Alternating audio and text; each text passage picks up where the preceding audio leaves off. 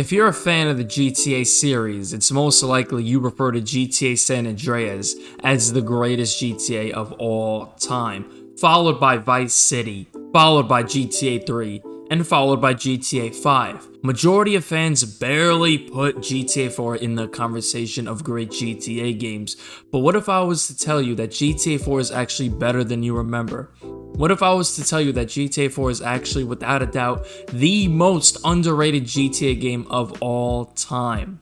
Let's get into why.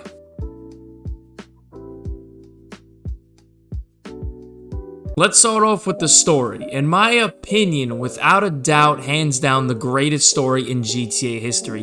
The gritty background of the protagonist Niko Bellic, who fought in the Yugoslav wars. He was eventually smuggled into Liberty City. He moved there for a new life, but was sucked back into a life of crime, doing work for the Russian Mafia, one of the most heartfelt and dark stories in a video game ever. It introduced some of the most iconic characters in the GTA history as well, such as Roman Bellic, Brucey Kibitz, Dimitri, Playboy X, Patty McQuarrie, Little Jacob, just to name a few. This story gives me chills, and it actually makes me feel for Niko. You can actually connect with some of the characters in this story, as stupid as that sounds. This story was just fantastic. Rockstar was looking like this after they wrote the story for this game. You either have a choice to either forgive Dimitri for betraying you and do a deal to sell heroin for him, or you could choose revenge and kill him. Choose wisely, because this will have a lot to do with the ending result. So, spoiler alert, if you choose deal, Roman is shot down at his wedding and murdered in cold blood. If you choose revenge, your girlfriend Kate is murdered at Roman's wedding, which leads to you killing Jimmy Pegorino. I'm not going to cover the entire story, so go play it. And if you already played it, well, play it again. What can I say? GTA 4 has the most realistic gameplay in any GTA title to date. The physics are mind-blowing. You could shoot guns out of people's hands. You have the brilliant Euphoria ragdoll system, adding so much realism to those who are shot.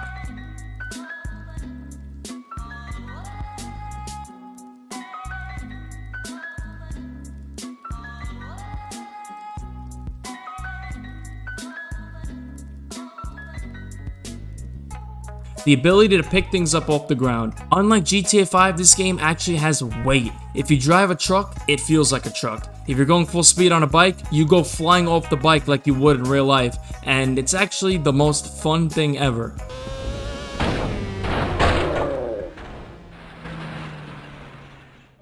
The ability to parkour in this game just goes to show how much effort was put into the physics of this game, something we haven't seen in a GTA game since. Now, the most controversial thing about GTA 4 that turned players off this game is the driving. While being realistic, it feels like they tried a little too hard, making the cars rock back and forth like boats, and every car has awful brakes. Personally, I love the driving on GTA 4. It is challenging and at times can be really fun, but that's my GTA 4 bias coming into play. I can admit that this is easily the worst driving in a GTA game to date, and that's what people were complaining about when this game dropped. In fact, the majority of fans complained about the physics of this game. People just didn't like the realism at the time. So that's why on GTA 5 they completely removed all the physics and went back to the arcade-styled physics. The term "you don't know what you have until it's gone" can be said to GTA 4's physics, because years after playing GTA 5, people have went back and acknowledged the genius of GTA 4's physics. If only they appreciated it while it was here.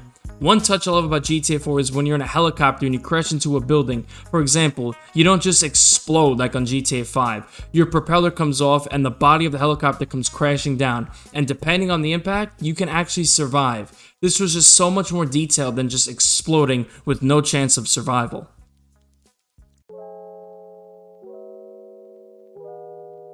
GTA 4, while being a masterpiece, also has a lot of missing content and features from previous GTA games that fans loved, and was another reason why fans disliked this game.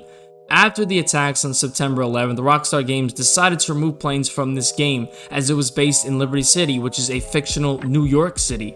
Rockstar also felt that the map wasn't big enough for planes. This was something that disappointed fans. I remember as a kid trying to enter the private jet at the airport. Swimming underwater was also removed from GTA 4, which left a bad taste in fans' mouth as well. Being a New Yorker myself, you're not missing out by not seeing under the New York water, trust me. But it would have been cool to have it in the game. considering it was in San Andreas, which was released 4 years previously.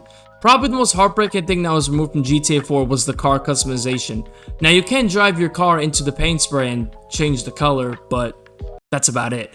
I was disappointed as a kid that this was removed. If car customization was in this game, people would have done a 360 and gave it props at the time. Parachutes were missing in the base game of GTA 4, but were introduced back in the Ballad of Gay Tony DLC. Character customization also took a hit on GTA 4, having very limited clothing and removing the ability to give Nico a different hairstyle.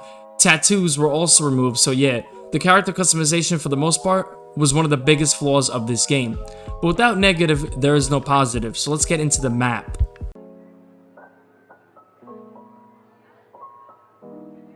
The map in this game was brilliant, taking place in Liberty City, which is a fictional New York City. The game consisted of 5 different islands. The first island was split in half, with the bottom portion being Broker, which is a fictional Brooklyn, and the top half was Dukes, which is a fictional version of Queens, New York. The first island is where the airport is located, so players tend to spend the most time here online.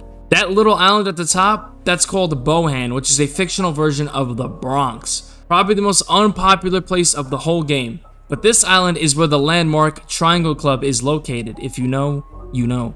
Algonquin is obviously a fictional Manhattan. This is my personal favorite island in the game. Times Square at night is such a vibe. You have construction sites, tall buildings, and Holland, which is a fictional version of Harlem. What is there not to like about Algonquin? There's too much detail to even explain. So let's move on to Alderney. Alderney is a fictional version of New Jersey, and it is laid out perfect. At the bottom, you have the industrial district, which is what Jersey is known for. And at the top, you have all the rich mob bosses. What more can you want? Now, there is just too many interiors in this game to even include in this video, but just know there are 10 times the amount of open interiors in this game than there are in GTA 5, something that players took for granted while this game was out. Places like the Cabaret Club, the multiple superstar cafes, random buildings, Burger Shot and Clucking Bell, which you can't even go into Burger Shot in GTA 5. Like, what is GTA without Burger Shot? The Majestic Hotel, which is enterable if you use a helicopter and fly to the roof. And one of the most detailed ones, the museum, where you can actually destruct the dinosaur exhibits. So much interiors that, in my opinion, no open world game can touch as far as detail. What makes this game even more insane is that every interior is different, unlike GTA 5, where every apartment and stilt house looks exactly the same. I've been playing GTA 4 for 14 years, and I still to this day find different interiors in this game. That goes to show the effort that was put into this map. They really wanted to make Liberty City feel real. Some even say that Liberty City itself is the main character in GTA 4, and I wouldn't argue against that.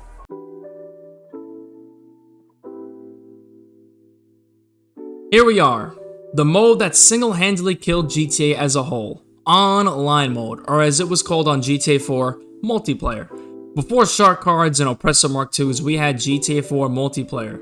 GTA 4's online consisted of Party Mode, which was a sandbox mode that you can play privately with friends. Free Mode, which was like Party Mode, a sandbox, except it's public, so anyone can join and you can customize the game, like restrict certain weapons, change the weather, traffic, etc. And I can see why a lot of players didn't prefer this online, because you really had to be creative on free mode and do things like I do on my GTA 4 online videos. But if you do have a creative mind, it could be tons of fun.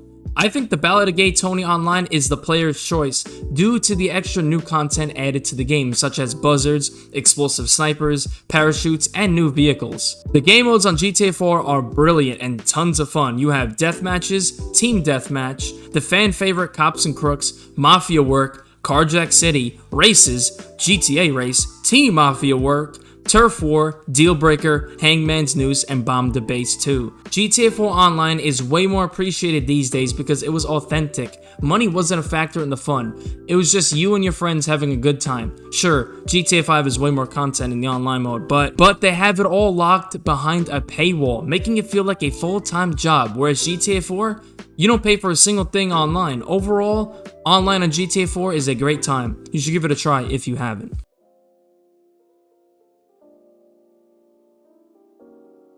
Let's talk about the radio in GTA 4. It fit the game like a glove. You had classic New York hip-hop to give it that gritty NY feeling, mixed in with some pop and R&B. If you're a biker, don't worry, they got you covered in the rock section. This game had songs for every mood. In my opinion, this is the greatest radio of all time in a GTA game.